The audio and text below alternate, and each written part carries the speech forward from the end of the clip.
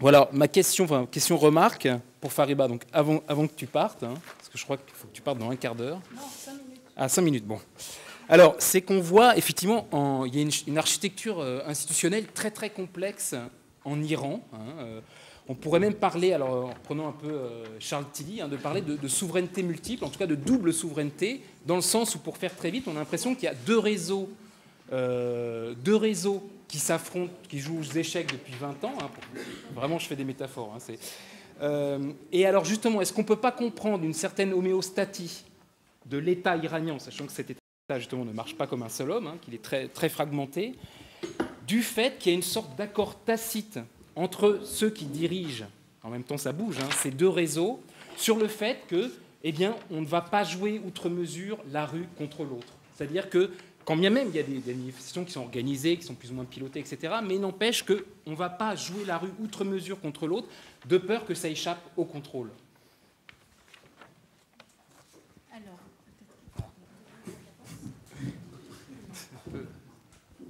Disons, c'était un peu le principe, je crois, que jusqu'à aujourd'hui.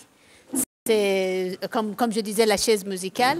Mais le problème, c'est qu'aujourd'hui, cet accord tacite qui était un peu garant de la stabilité du régime ne marche plus parce que finalement, les dernières élections, il y a eu une dernière élection à l'Assemblée des experts. On a eu cette impression que la guerre est contre la rue. Mais ce qu'on a remarqué, c'est que la guerre est contre la rue, mais aussi et surtout contre l'actuel président de la République. Donc, ce qu'on voit, c'est que la tension, elle est beaucoup plus importante aujourd'hui, certainement la radicalisation de mouvements qui fait ça, par rapport au passé où il y avait finalement les deux tendances en présent. Donc, ce que tu dis, ça a marché sur les, je dirais, les 20 ou 30 dernières années, et aujourd'hui, on n'a pas du tout les mêmes critères de stabilité. Et que le religieux, de toute façon, ne joue plus le jeu qu'il jouait dans le passé. Et je présente mes excuses pour ce départ. Est-ce que tu as encore la possibilité de répondre à une ou deux questions? Oui, tu as dit que on cherchait un peu vainement des raisons transnationales. Moi, la question qui m'est venue tout de suite, c'est bon, l'islam là-dedans. Est-ce qu'on comprend bien, sans être spécialiste, que l'islam, ce n'est pas un bloc d'un seul tenant qui serait manipulé par Al-Qaïda, pour caricaturer. Mais d'un autre côté, on se demande si c'est une chacun met ce qu'il veut.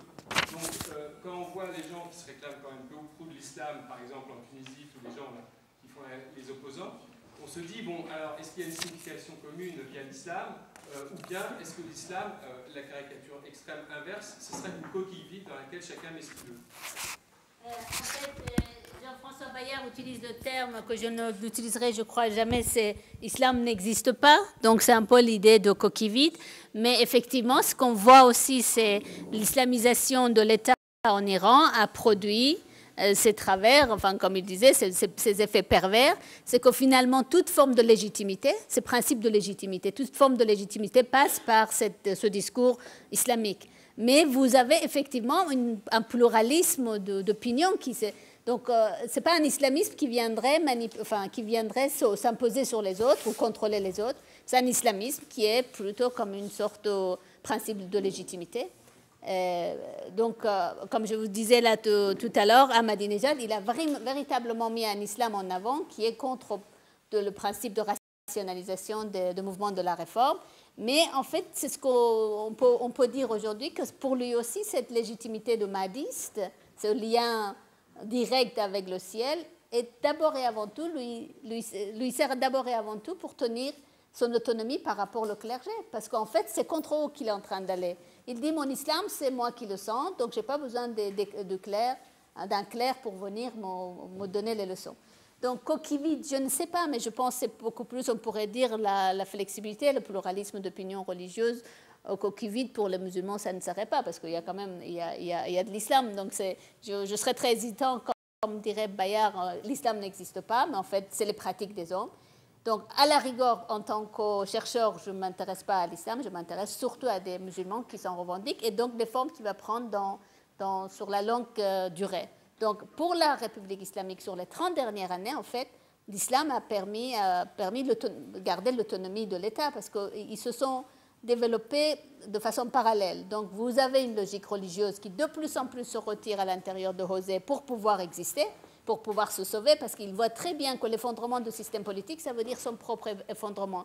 D'une certaine manière, ces islamistes, très conservateurs d'ailleurs, se retirent non pas pour, disons, pour ne pas s'occuper du politique, mais à mon avis pour sauver d'abord leur peau d'une certaine manière.